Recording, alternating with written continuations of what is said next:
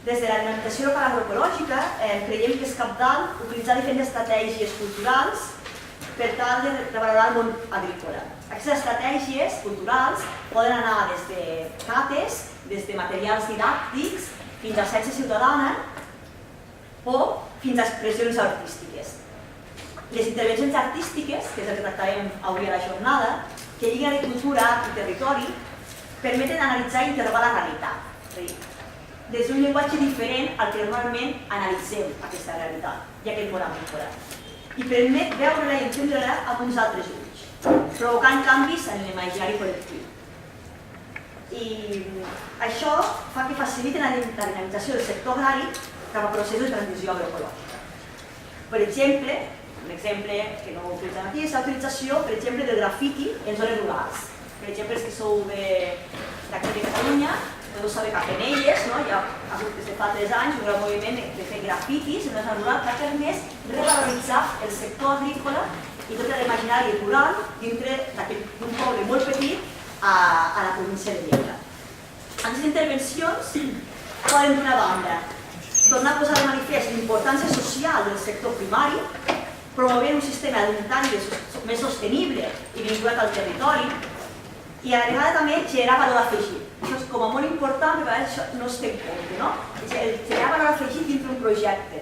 Els projectes agroecològics, per exemple, contribuint a la viabilitat econòmica. És una part bastant important que a vegades sembla com que no ho fa, però és un catalitzador d'aquest tipus de processos. Tot això ens explicaran avui dos artistes i agroecòlegs, com són la Marina i el Fernando. Bueno, yo soy Fernando, soy de Madrid y de Asturias, de campo y ciudad, y bueno, voy a hablar de esto. La agroecología es como una disciplina, es una ciencia de ciencias, ¿no? Incluye también diferentes ramificaciones, pues humanidades, ¿no? Y ciencias. Quizás no se ha tratado mucho todo este ámbito, ¿no? En la antropología y en el ámbito de las ciencias sociales, algo no olvidemos pues que está desde la pedagogía también Paulo Freire y también Augusto Boal con más de teatro, o sea, sí ha habido, ¿no? Digamos, acercamientos, pero quizás no tenían un lugar tan, pues, tan definido, ¿no? En los programas oficiales de agroecología, y yo creo que pues vamos a avanzar hacia ello. Y me ha hecho mucha ilusión además en esta ronda pues ver toda esta este mosaico, ¿no? De diferentes orígenes de cada una de nosotras, pues de la educación, de la agroecología, ayuda, ¿no? Y yo creo que de eso se trata, ¿no? De romper un poco esas barreras y trabajar desde lo que somos, ¿no? Somos de alguna manera productores culturales, ¿no? Se llamen artistas, se llamen incluso puede que la gente de desarrollo cultural también son productores culturales, ¿no? Trabajadores culturales y agroculturales. Y el hecho de que, bueno, de que veo que también hay bastante ya como base, ¿no? En el tema de arte, pues puede hacer que también me sienta más cómodo, porque siempre uno se sentía pues un poquitín fuera de lugar, ¿no? En el ámbito del arte o en el ámbito de la agroecología, un poco a caballo entre esos dos campos. Y después nos pasaron 20 minutos contando batallitas, pero a Dani nos conocemos desde hace ya 20 años, porque fue en el 99 cuando empezamos la cooperativa Bajo el asfalto hasta la huerta. Y nos conocimos pues porque yo estaba en Bellas Artes, allí en la Complutense en Madrid, intentaba hacer una asociación con el tema de ecología y aquello no agarraba, no acababa de haber mucho interés, y sin embargo al lado estaba Agrónomos y allí sin embargo pues estaba, ¿no? Moviéndose la gente de GD, otras asociaciones, y pues al final te sentías mucho más comprendido y con capacidad de acción en el ámbito de, pues como en este caso, de agronomía o en ecologistas. Pero al mismo tiempo también un poco, ¿no? De desconocimiento desde ese campo, pues, ¿qué es el arte? ¿No? Me decías, pero pues es morirte de frío, o sea, entraban en chistecillos porque no se entendía muy bien qué pintaba el arte en todo eso. Y yo creo que es un poco lo que estoy intentando también con mi trabajo de tesis doctoral en el SEC, o sea, en el máster de agroecología que ahora es la UCO, que era la mía, al que llegué por la sociología rural y que también había hecho Bellas Artes, y intenté tratar esta cuestión. Yo pensaba hablar un poco, primero, quizás, de nociones de cultura y luego, quizás, ver algo más sobre arte en concreto para pasar a ejemplos concretos y el caso de Entonces, perdón, hacer un poco de pilla bien porque voy como pasando diferentes cosas, pero en concreto, a ver, por ejemplo aquí, no sé, hay varias referencias que quería compartir con vosotros dentro de la investigación que estoy haciendo, y un poco pues es antes de hablar quizás de dónde estamos ahora en el arte, como decía, yo creo que después podemos centrar un poco más en el arte. Hablemos primero de aspectos relacionados con la cultura, ¿sí? Y en ese sentido, este texto de aquí es lo que fue una de las conclusiones del estudio que hizo sobre estrategias para el desarrollo sostenible de la Unión Europea, en el que reunieron a un consejo de sabios para pues, hablar un poco de cómo podríamos hacer que la Unión Europea pasara, ¿no?, a modelos de vida sostenibles, ¿no? Y llegaron a una conclusión en la que decían que resumían esta cuestión compleja con un poco esta incógnita, ¿no?, de cómo promover factores de calidad de vida que se separen de la demanda social del bienestar que está directamente relacionada con el consumo de recursos, que es característico de las sociedades industriales. Y cómo avanzar en ese sentido, o sea, cómo avanzar con aspectos que definan calidad de vida en sociedades industrialmente desarrolladas o económicamente en estado postindustrial incluso, a otros países también. De una forma resumida, ¿cómo hacemos que una persona sienta que su calidad de vida no disminuye cuando su cantidad de consumo de recursos varía? ¿Cómo podemos hacer que la experiencia, por ejemplo, de satisfacción a la que nos hemos aprendido quizás desde el momento de la gran explosión y de la gran aceleración de los años 50-60, de tener una gran oferta de consumo, como pueden ser las estanterías repletas de productos en un supermercado, ¿no?, se sustituya por una misma sensación de calidad de vida, pero con otra experiencia, por ejemplo, de consumo en la que el factor aquí clave es socialización y experiencia estética en un sentido ampliado. Una experiencia vital, pues que, como digo, ya no está en este caso directamente relacionada con la cantidad de posibilidad de consumo, sino con la calidad de la experiencia, que puede ser, por ejemplo, la que tienes en el ir a un paisano en un pueblo a comprarle directamente en un embutido. Este tipo de cosas se relacionan también con aspectos culturales que hacen que, por ejemplo, símbolos de estatus.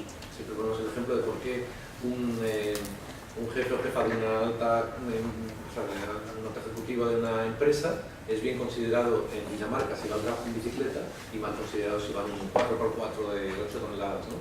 Y en nuestro país, por ejemplo, podría ser lo que es. Se asocia todavía culturalmente a estatus, pues en este caso el tamaño de vehículo. Entonces, en ese sentido, pues empezar pensando un poco la noción de cultura. Y la noción de cultura es un término muy complejo que va cambiando a lo largo de la época. Aquí me refiero a esta idea alemana de Kulturbildung porque, en cierto momento, cultura toma forma como concepto en el momento de las revoluciones, y el surgimiento de los estados-nación.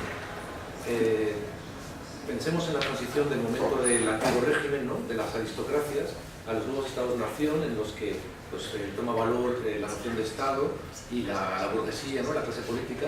En ese momento, la forma en la que esa clase de creciente influencia se legitima y define sus posiciones a través de la cultura.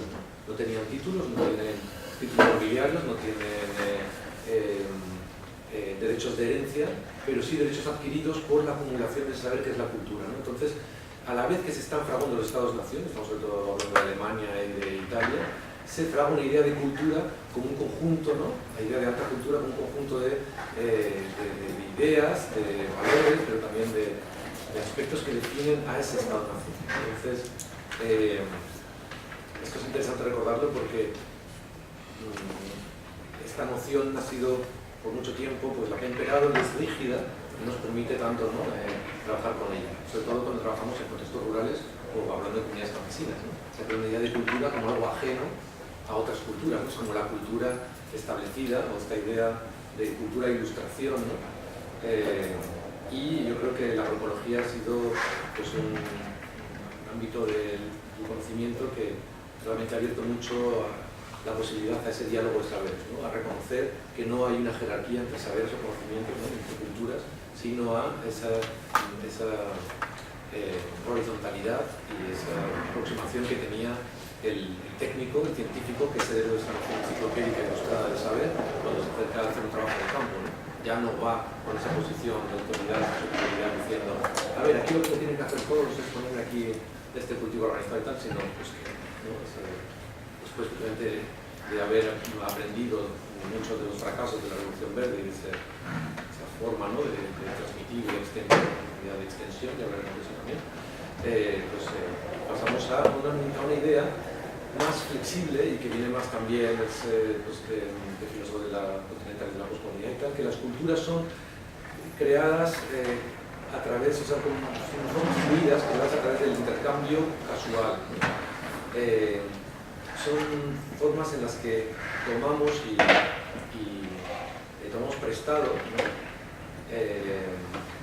De diferentes lugares, y entonces ya no hay por qué tener una especie de referencia, ¿no? Solo si es esa idea de cultura, pues la cultura germana, por ejemplo, ¿no? Que dio lugar a sentar una idea de Estado-nación, porque es en realidad, como digo, una especie de crisol, ¿no? Y luego, muchas veces también es interesante cómo las tipologías culturales, étnicas, identitarias a veces son reapropiadas por los actores locales para legitimizar políticas, luchas políticas, ¿no?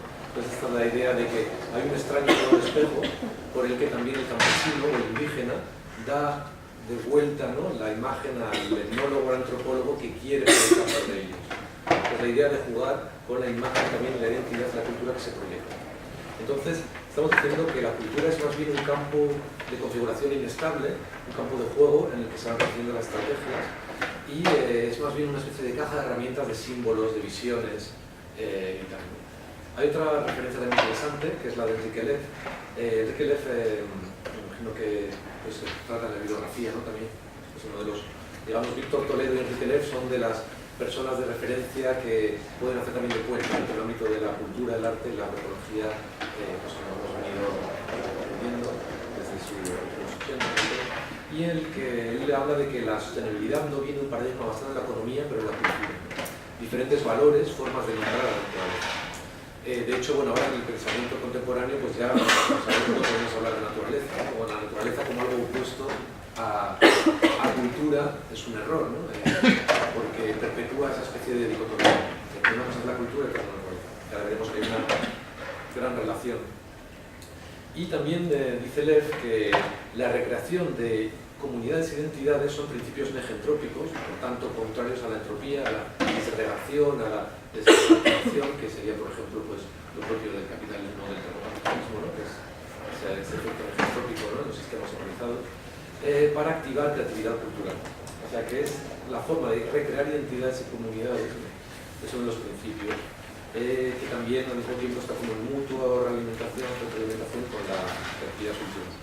Es decir, una comunidad desarrolla una actividad creativa o desarrolla, por ejemplo, una fiesta, un festival, ¿no? En el que va a representar un aspecto de su comunidad, pues al mismo tiempo que va reconstruyendo identidad y cultura, ¿no? Pero, o sea, va fortaleciendo esa comunidad.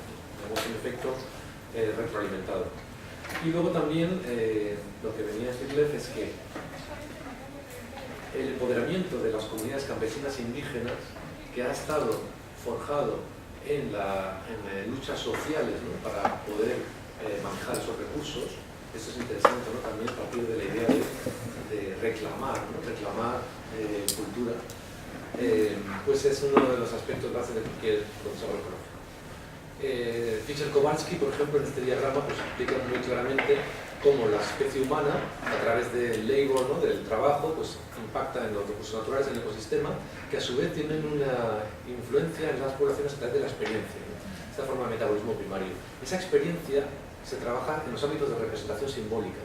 Entonces, es en el ámbito de la cultura donde podemos ejercer esa capacidad de reprogramar la forma en que las poblaciones o la especie humana después pues, ejercerá con su trabajo ese impacto en los ecosistemas. Entonces, aquí como veis, es crucial, ¿no? Esas formas de representación. Traía alguna imagen, aquí por ejemplo, pues esta es una foto de donde yo llevo trabajando desde el año 2004 sobre todo con el proyecto de, pues alrededor de la comunidad de pastores de Picos de Europa, y es un proyecto que toma diferentes formas, ¿no? Pues aquí este es el momento de una matanza, ¿no? Entonces aquí veis al miembro de la familia que viene de Gijón por la camiseta del fútbol, pero el otro está vestido de tradicional, cada cual hay como una especie, ¿no? Como de, no sé, mucho por cierto, no mucha arquitectura del mapa, pero no práctica. Pero bueno, esa colusión, ¿no? de identidades, de orígenes y de visiones, ¿no? De cosmovisiones. Bueno, yo creo que podemos pasar a hablar un poco, o sea, en realidad quedan 10 minutos. Si queréis, antes de entrar a algunos proyectos en concreto, ¿no? Esto si quieres, o sea, luego hablará Marina, haremos pausa y luego nos puedes explicar más experiencias concretas. O sea. Sí, yo creo que... Si hay la media hora de experiencias concretas después, vale. Pero me va a faltar. Ah, bueno. Después puedes hablar con todos más tiempo. Claro. Bueno, yo creo que podríamos hablar un poco de la trayectoria de lo que es la historia del arte, ¿no? Para crear estas dos bases, ¿no? En esta primera parte, y luego ya hablar de proyectos concretos, como la vuelta de Nietzsche un mozo y Iván de Verduras, pero luego hablamos más en detalle. No, un mozo. A ver, yo no quería, esta parte es un poco densa, no quería tampoco enrollarme, pero creo que a lo mejor es interesante pues, entender un poco cómo ha ido evolucionando la historia del arte, ¿no? Las personas de la historia del arte, para llegar a donde estamos. Porque si hemos visto por un lado lo que es el ámbito de la cultura, intentamos también, ¿no? Lo que es el ámbito del arte y qué es lo que ha pasado ahí. Entonces, cuando hablamos de arte contemporáneo, es una forma en la que se manifiesta el arte en este momento histórico dado. Entonces, no hay una definición única de arte. El arte ha ido evolucionando a lo largo de las diferentes condiciones históricas y relaciones socioeconómicas y políticas que han definido qué es arte, ¿no? Entonces, lo primero es que arte, la definición de arte es algo cambiante según lo que digo, según muchas veces intereses de poder, ¿no? Y esta también es una visión que tienen desde cierta escuela de sociología del arte. Porque si pensamos, por ejemplo, en la antigua Grecia, la tecné eran las formas de arte, no incluían nada de lo que hoy consideraríamos arte, como pues, pintura, escultura y tal. Tecné era agronomía, era aritmética, era náutica, y eran formas de intervenir en el mundo que implicaban saberes, y todo lo otro eran artes menores. Eran artes prácticamente decorativos, ¿no?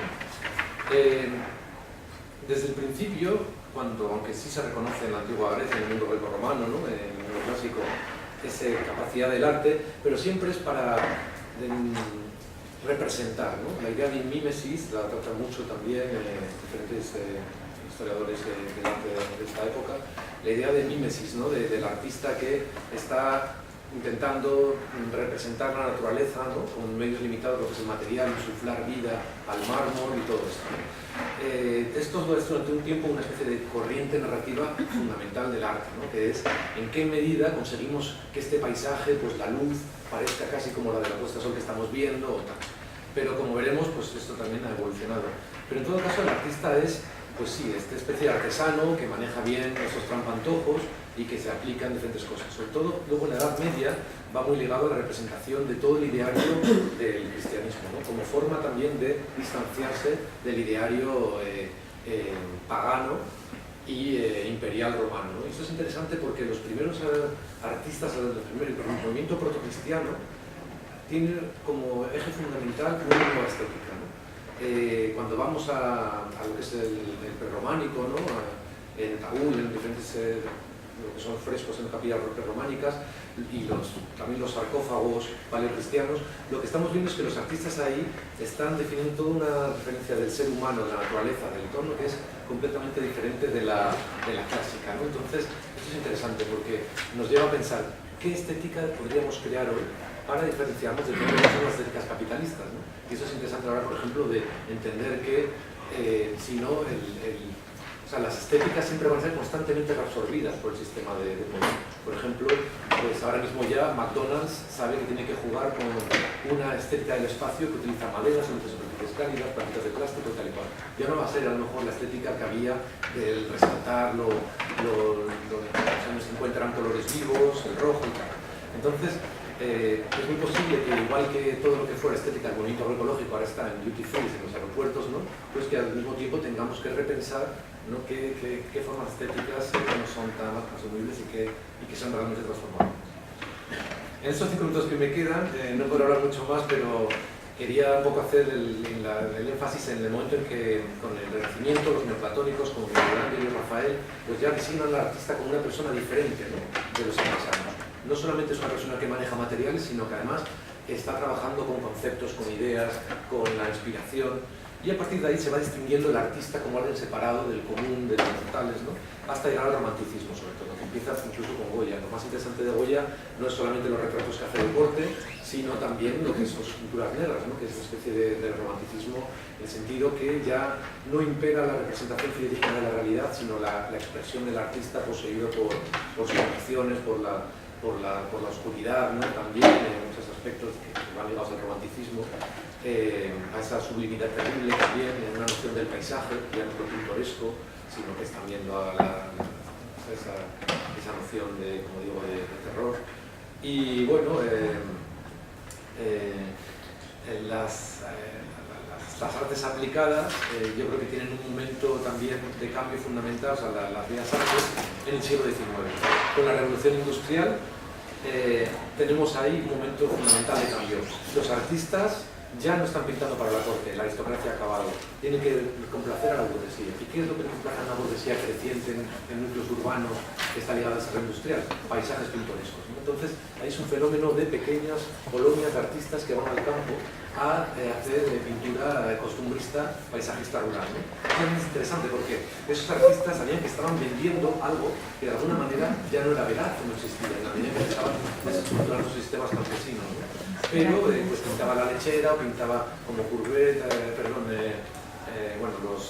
aspiradoras y otros cuadros, como digo, pues fundamentales para ir definiendo pues ese lugar del artista como el que está complaciendo al público, que llega a la Revolución del 48 y ya empieza a romper con ello, ¿no? Courbet, conocéis esa famosa pintura que es un retrato de pues, un sexo femenino en primer plano desde el año 1840 o así, y que se llama El origen del mundo. Cuando él presenta eso en los salones del arte de la burguesía de París, pues claro, como se queda horrorizado, ¿no? Porque ¿qué es esto?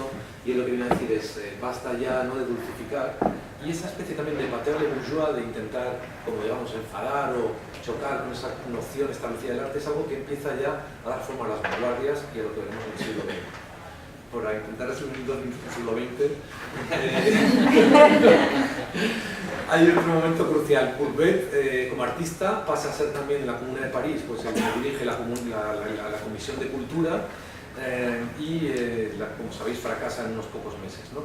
Pero queda ahí candente pues, ese resentimiento, ¿no?, también a cómo se ha traicionado los ideales de la revolución y se ha estructurado otra sociedad capitalista, y hay un momento también fundamental, que es el principio del siglo, con la Revolución Rusa, que pasa en la primera Unión Soviética. Las primeras vanguardias en la Unión Soviética van ligadas a despertar al hombre nuevo, ¿no?, a la persona nueva, con cine, con las nuevas tecnologías, con lo que es el constructivismo. El constructivismo, si lo pensáis bien, es impresionante. O sea, Malevich pone un cuadrado negro sobre un fondo blanco y lo sitúa en la esquina de una habitación, que es donde tradicionalmente los campesinos ponían al icono, ¿no?, el icono del Santa Gracia, lo que fuese. Entonces, ese cuadrado negro sobre el fondo blanco lo que viene a decir es también, como decíamos antes de los paleocristianos, una revolución estética. Ya no es ese costumbrismo, ya no es nada. Ahora mismo estamos hablando de formas puras, de colores puros, de un campesino que va a cambiar completamente la forma en que se organiza la sociedad. Y en el resto de Europa surge el dadaísmo y otras corrientes que son reacciones a lo que fue la Primera Guerra Mundial, ¿no?, a toda esa sangría absurda, fruto de la borrachera de nacionalismos, ¿no?, que llevó al enfriamiento, y que pues, hace que todos esos veteranos de guerra pues, empiezan a crear esos personajes deformes, y surge pues, también por influencia del psicoanálisis de Freud, el surrealismo, el dadaísmo y Duchamp. Duchamp es una figura clave. No me empieza a explicar Duchamp en un minuto, pero a ver, Duchamp es el artista que de alguna manera pues, como epítome, ¿no?, de romper esa noción de arte que ya está en quiebra, que ya no nunca más representa la realidad porque está en la fotografía. Ya no tiene sentido que el artista haga un paisaje veraz porque ya lo están haciendo los fotógrafos. Lleva un urinario al museo. Estamos hablando del año 1917, creo que es nuestra de arte que me correcta. Oh, no, perdón, 10, exacto, fue la 19. Pero bueno, lo que pasa es que surgen dos cosas. El arte conceptual, en el que ya no es el valor del objeto de arte, sino el gesto del artista lo que hace la obra. Y eso es importante para entender las maniobras del arte de hoy.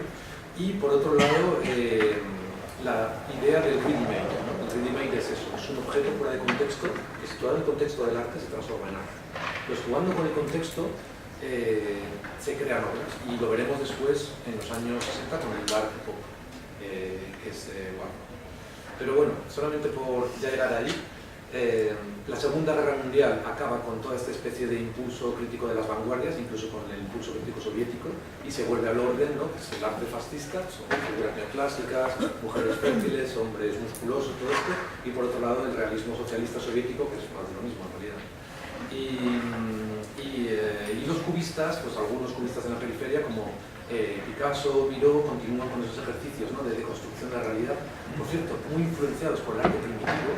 También es interesante, el arte del siglo primero, a partir de la primera mitad del siglo XX, redescubre lo que no era el arte elevado, ¿no? Descubre el arte primitivo de los pueblos indígenas africanos, maoríes, de Nueva Zelanda, de tal. Entonces, es muy importante porque de alguna manera están diciendo que ya no podemos decir, ¿no? Que en Europa el arte elevado es el canon, ¿no? Hay muchos cánones y la belleza también viene de ahí, ¿no? Entonces, como digo, pues sí, Guernica es un ejemplo de cubismo con implicación social, pero después de la Segunda Guerra Mundial, en la Guerra Fría, ya no también hay mucho espacio para reivindicar un arte implicado en el cambio social. ¿Por qué?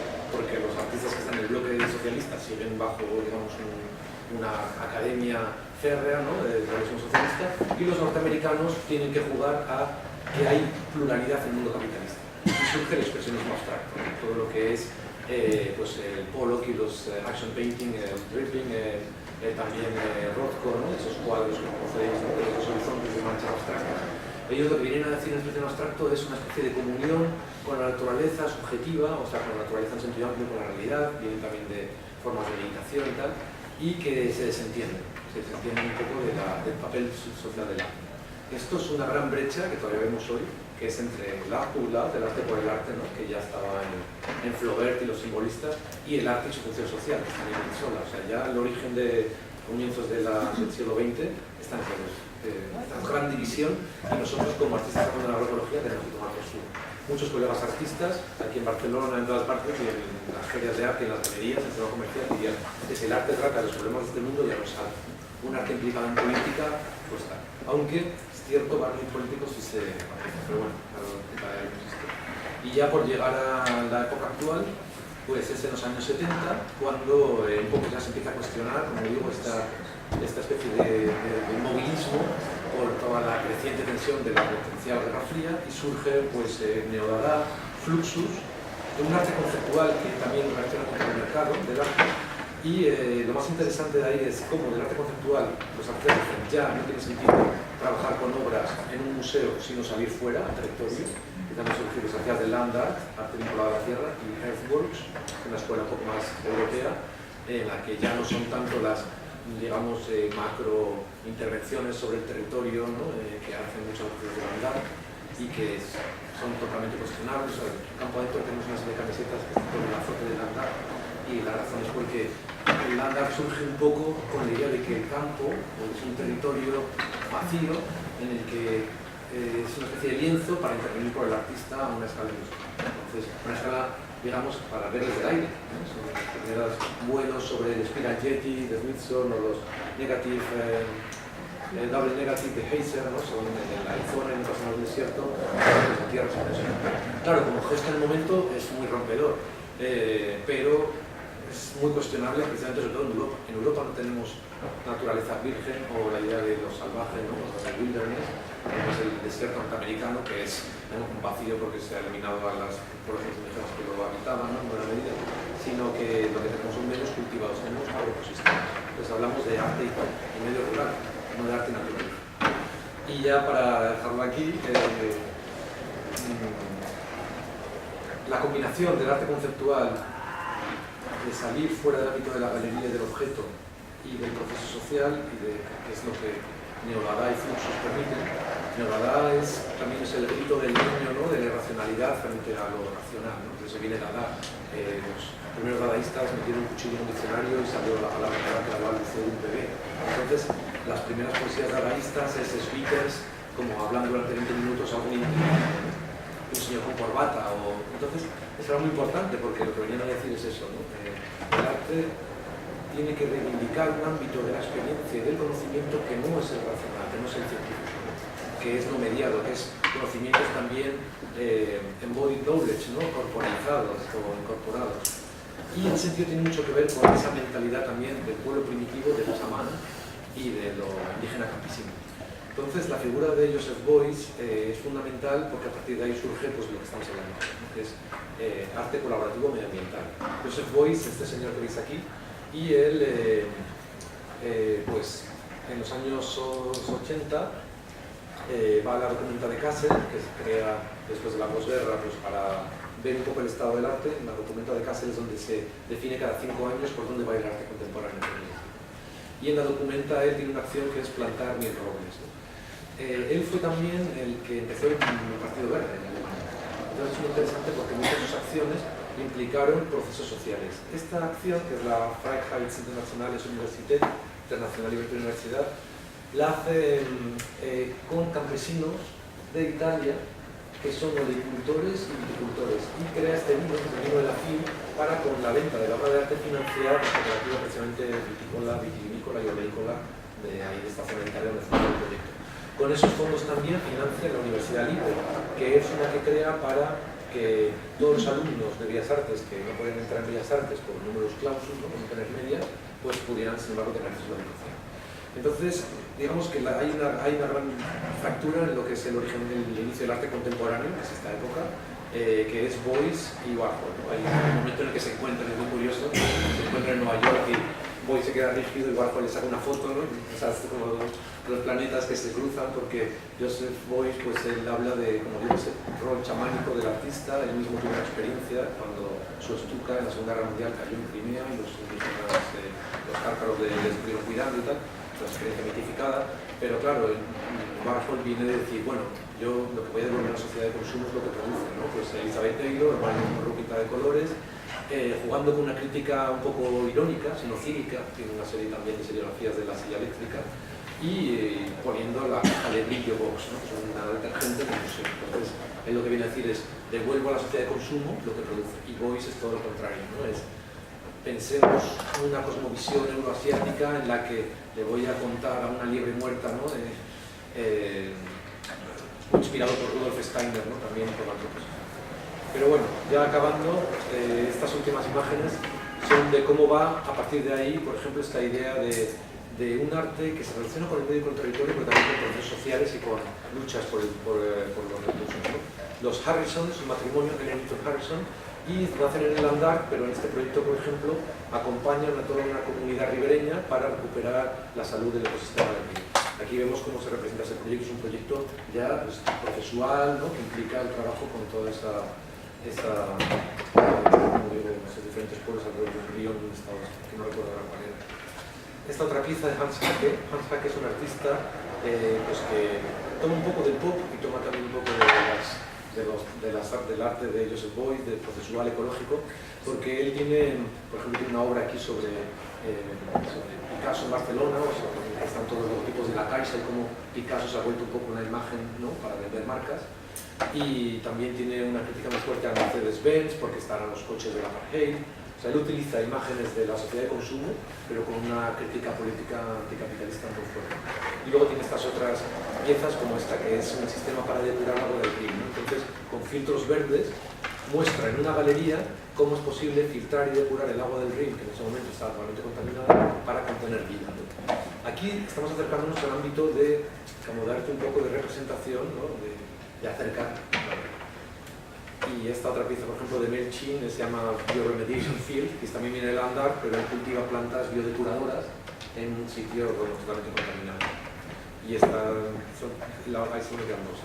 Esta otra pieza de Agnes Dedes es también de los 80 y ella cultiva 1 hectárea de terreno en la Gran Manzana, Nueva York, para hacer una especie de crítica al valor del suelo. Entonces luego vendía cada kilo de trigo cosechado al valor de la hectárea o el metro cuadrado de terreno en la Gran Manzana. Y Herman de Vries, un artista de Landar, que en su intervención aquí se llama Field, no Middle, en el año también 94 creo que es, lo que hace es que acordona un trocito de terreno en un campo de monocultivo industrial de colza en Alemania para dejar que se vaya regenerando. Entonces es el primer artista que como gesto tiene pues, lo que hoy día se llamarían High Nature Value Farming, ¿no? O sea, cultivos de alto valor natural, es decir, setos, de hacer mulching y un montón de cosas que hacemos ahora por el mundo. Y bueno, luego ya hablaremos de proyectos concretos más cercanos en los que está tratando el arte. Muchas gracias y perdonad. Espero que haya sido un poco comprensible esta parte teórica del arte. Yo creo que ahora vamos a ver